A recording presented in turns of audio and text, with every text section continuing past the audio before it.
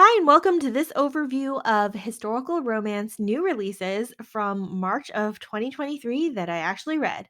I'm Olivia, your favorite resource for book recommendations you can easily screenshot, and you're watching Random Olive Reads. First, we have The Portrait of a Duchess by SCARLETT PECKHAM, which is book 2 of the Society of Sirens series. Cornelia is the niece of a duke, but has built her reputation as a scandalous painter. She and her friends are trying to raise funds to build an institute for women, and she's looking for a place to exhibit her latest collection of paintings.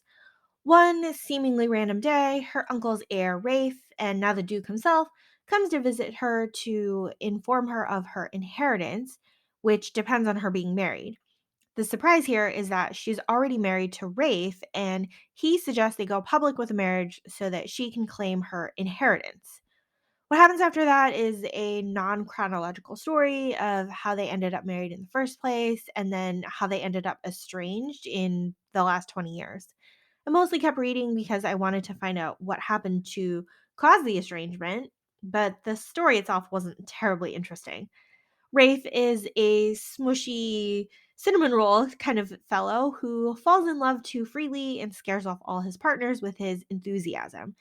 If you've ever seen the first episode of How I Met Your Mother, where Ted basically declares that he's in love with Robin on day one on their first date, that's who Rafe reminds me of. Cornelia is the opposite. She's adamant about her independence and doesn't want the complication or obligation of love. Rafe is pretty much an overzealous puppy for most of the book, and she's the reluctant and selfish one, protecting her own isolation. And then there's this whole political stuff happening in the background, which wasn't super interesting to me, but it may be interesting to you. On the plus side, Rafe is unapologetically bisexual here, and one of his male lovers joins in for an encounter with Cornelia. So, if you like that stuff, here it is in a traditionally published historical romance. Next, we have Beguiling the Duke by Darcy Burke, which is book 1 of the Lords in Love series. We have a duke's carriage that loses a wheel in a small village, and he takes shelter in the small village of Merrywell. The village is completely preoccupied with its annual matchmaking festival, so there's no room at the inn and no workers to help fix the duke's carriage. The local squire provides shelter for the week, and the Duke grows closer to the squire's daughter. Sadie has been maintaining her father's home and taking care of her 4 unappreciative brothers for years and hopes that this year's festival will prove fruitful for her marriage prospects. And this time, with the Duke at her side, she's actually getting the attention she deserves. But of course, Sadie and the Duke are finding themselves drawn to each other instead. Relatively low on the angst and heartache scale here, and an absolutely delightful read. The Heiress at Sea by CHRISTI Caldwell is technically a standalone novel, but it's really tied to the book called The Duke Alone, as we are following the older sister of the main character from that book. So we have Cassia, the often invisible eldest daughter of an earl, who is setting off on an adventure. She's dressed as a boy, sneaking onto her brother's best friend's ship so that she can see the world. Turns out she's on the wrong ship. She ends up on Nathaniel's boat, which is aimed to intercept a French warship. Nathaniel was the second son of a duke, but recently became the heir after his brother fell off a horse. With his father's demands in mind, this mission is probably going to be his last one. With everyone trapped on a ship, there's plenty of drama to go around. Cassie is still pretending to be a boy, but she's so terribly naive and sensitive that the other men mock her work. When they discover she's actually a lady, there's most definitely potential for scandal. And then she just can't stop talking and chattering and also cannot detect sarcasm at all. It makes for annoying and infuriating conversation every time Nathaniel has to deal with her, but it's a romance novel, so he starts to see her as someone brave, although definitely naive, and also someone he wants to care for and protect. It was definitely a fun read, and I enjoyed how all the conflict got resolved. Stealing the Duke by Lexi Post is book 1 of the Marrying a Mabry series. Loosely modeled after the March family of Little Women by Louisa May Alcott, we start the series with Joanna, who is in the process of stealing a book from an arrogant and pretentious duke. Unfortunately, that book has a false cover, and she does not realize that she has stolen a book of scandalous illustrations and tutorials. When James finds that his book has gone missing, he suspects Joanna of the crime, and these two banter and debate and talk around the stolen book, but Joanna still thinks that he suspects her of stealing it, but he really can't confirm. There's lots of discussion in this book about the roles of women, what constitutes a good match in society, and there's a lot of Joanna enlightening James on the intellect and goals of women. We add in James's dislike for society. He's sort of kind of courting this perfect lady. He has an aunt who is all too knowing, and then a cousin making her debut. We have a lot of moving pieces, a lot of different characters in this story. But the flirtatious banter was great, even though the characters didn't realize they were flirting or even that they genuinely enjoyed each other's company.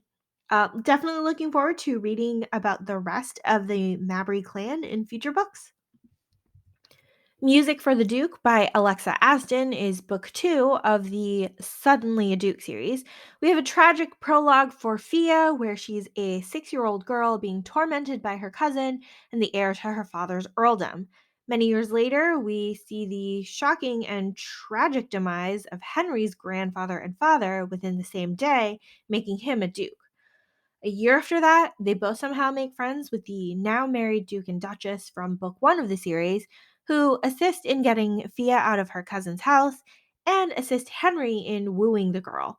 Fia was treated horribly by her cousin after her parents' deaths, first by refusing her debut into society, then by moving her into the attic like a servant, and now farming her out for music lessons where he collects the fees and she sees none of it. It's a rough life for Fia, and when we think she'll just appreciate being courted by a duke, she's fearful of scandal and would rather live independently and rely on her skills as a musician to survive. It's a pretty short read with a tiny bit of angst, but there are way too many dukes and duchesses floating around here, so it can be hard to keep up with who's being referenced at any given moment, but still a perfectly pleasant read. Mr. West and the Widow by Sophie Barnes is book 3 of the Brazen Beauty series. We have an emotionally damaged widow here with a scarred and emotionally damaged gentleman. Mr. West, Colin, is on his way home to his estate, but he's waylaid by a storm and seeks shelter at a nearby manor house. There, he meets Victoria, who has been widowed for a year and in a floundering mess of debt with an unproductive piece of land. She's also terribly shy and skittish around him because she has no experience in social situations. He thinks it's because of his scarred appearance, but really she's just like exceptionally attracted to him and doesn't know what to do with all of these like new emotions. It turns out that Victoria is the younger sister of Colin's friend who died at war, and now he feels even more of a moral obligation to help her with her financial affairs. He invites her to his estate to tutor her on land management and also brings his friends and their wives that they acquired in the first 2 books of the series to keep things proper. It's a slow burn situation with both emotionally vulnerable characters interpreting the worst of the other person's actions. But when they finally talk it out, it's a wonderful connection. And then Victoria ends up being stronger and more courageous than she ever expected to be. Taming the Rake by Erica Ridley is book 2 of the Lords in Love series. Gladys the Wallflower is at the Merrywell Matchmaking Festival for the 4th time and needs to find a marriage match before her dowry is taken away from her or by her parents and given to her younger, prettier sister.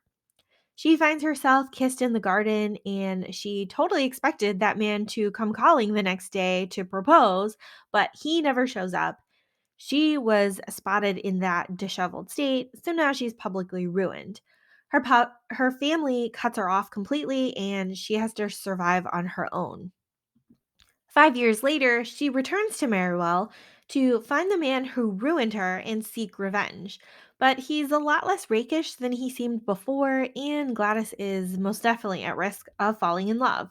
I really enjoyed Gladys's transformation to a confident woman and also the development of their relationship that she had with the guy who turned out to have his own insecurities and seeking love. Hotel of Secrets by Diana Biller is a standalone historical romance which takes place in 1870s Vienna. Maria is the owner and manager of a flailing hotel in Vienna. After her mother's mismanagement and an economic downturn, Maria hopes to rebuild the hotel to its previous grandeur. Meanwhile, Eli is an American in town looking for clues on some smuggled codes sent from the hotel's address. And while he's there, he saves Maria from certain death multiple times. This book had a slow start for me, but once these two team up to find her assailant and also give in to their attraction, I really couldn't put it down. It's amazing that these two very serious people are able to smile and find joy and humor with each other. Plus, Maria's complicated family history comes into play at multiple points of the story, making things really interesting.